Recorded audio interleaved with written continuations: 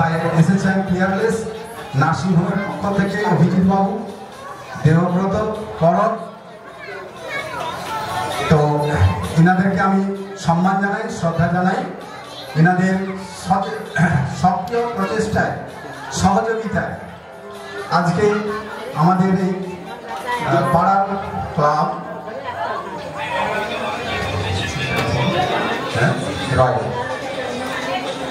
Royal athletic club প্রতি বছরের মতো এবছরও তাদের বিভিন্ন প্রোগ্রামগুলো সাজিয়েছে এবং সুন্দরভাবে প্রতিটি প্রোগ্রাম সম্পন্ন করেছে।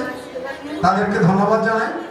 এবং এই প্রোগ্রামগুলো করার পক্ষে সহৃদয় ব্যক্তিগণ যারা সচেষ্টভাবে সুন্দরভাবে তাদের সাহায্যের হাত বাড়িয়ে দিয়েছেন, তাদেরকেও সম্মান জানাই, শ্রদ্ধা জানাই। আগামী দিনগুলোতেও তারা এইভাবে এই ক্লাবকে সহযোগিতা করবেন। তো আজকে শুভ নববর্ষ, আমাদের সম্মানীয় ব্যক্তিবর্গ সভাতে যারা রয়েছেন এবং সামনে যারা রয়েছেন সবাইকে আমার শ্রদ্ধা, নমস্কার, ভালোবাসা জানাই। সবাই ভালো থাকবেন। তো আজকে আমি ক্লাব সম্পর্কে দু একটা কথা বলি, যেটা আমার মনে হয়েছে। প্রতি বছর আমি এই সভায় উপস্থিত হই, আমাকে আমন্ত্রণ জানানো হয় এবং আমি উপস্থিত হই। ব্যক্তিগতভাবে আমি এই ক্লাবের সদস্যদের ধন্যবাদ জানাই। তাদের অক্লান্ত পরিশ্রমে তারা সুন্দর সুন্দর